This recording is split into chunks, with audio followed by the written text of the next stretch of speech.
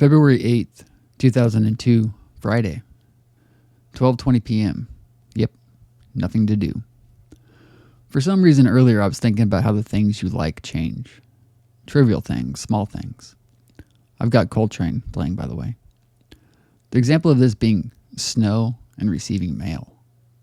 Now, depending on where you live, you may only get snow once a year, and even that depends. In Kansas, during my childhood, we get snow once or twice a season, and it was so great. You could sled, have snowball fights, build forts, and above all, get out of school to do so. Then you learn to drive, and snow sucks. Unless alone in a snow-covered parking lot, wink, wink, nudge, nudge. Now you have to go to work and school in this shit, and wrecks happen, and it sucks. So gradually, as you grow, you begin to hate snow. Or maybe it's just me. Mail. Now, much like snow when you were a child, you may receive mail once or twice a year, Christmas and your birthday. When else would an 8-year-old kid get mail? Not including subscriptions to Sports Illustrated for Kids, Ranger Rick, or High Life. Booyah. Now again, gradually you get more and more mail as you get older. Credit card applications, Playboy subscriptions, offers, and such, and of course, above all, bills. Water, gas, electric, car payment, insurance, car insurance, internet memberships, for whacking. I'm acting really strange today. But you understand what I'm saying. Things change over time because of the implication these things bring. I, while on the subject of mail, was recalling a letter I received, 10 or more years ago. Why do I remember? It was in 3rd or 4th grade, and it was from a girl I went to school with. She had moved away a year or two previous and decided to write me from her new state. I want to say it was Georgia or something. Her name was Tiffany, and she was really quite pretty, thinking about her now. She had these sharp, almost turquoise eyes that would mesmerize you and look through you. It's her one feature that always stood out. Years later, I can still remember their beauty. The eyes were almost glazed, like a crackhead's eyes. Tiffany had written to me to confess to me a crush she had on me back when we went to school, and also to see how I was. I don't remember if I ever wrote her back. I know I probably didn't. Sorry, Tiffany. She also sent me a picture of her in front of her new house, accompanied by her 2 friends who still went to school with me, Janine and Michelle. That is, if I'm remembering correctly. And I have no idea as to why I thought about this. I just did. I don't believe that I've thought about this since it happened. Although I guess I do recall Janine mentioning this to me in 5th grade. Tiffany's crush, at least.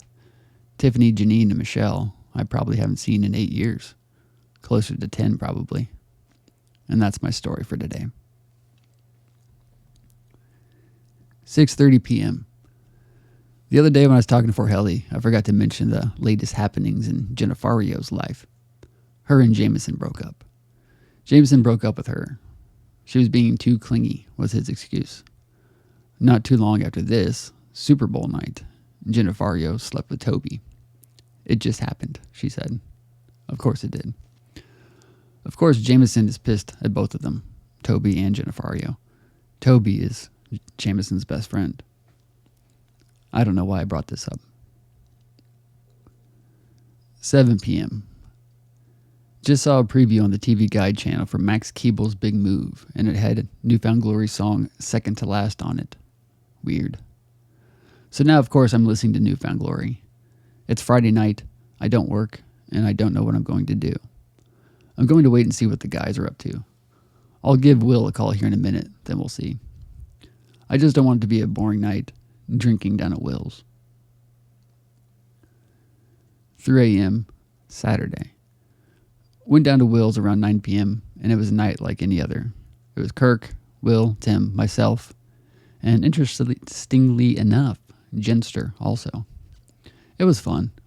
Kirk and I talked a bit, although he was drunk, but he was still making sense. Jenster, Tim, and I had a real long discussion about our times in high school. I know if I'd wanted to, I probably could have kissed and touched Jenster. I wanted to, but I just couldn't. It would be too weird for us and our friendship. Tim and I engaged in another real long reading and writing conversation. It was great. I gave him copies of some of my poems, about 5 in all, and the first part of my 1014 The Epic Saga novel. He's going to give me some input on them. End quote. And the road leads to nowhere. David Hess. Soundtrack to Last House on the Left.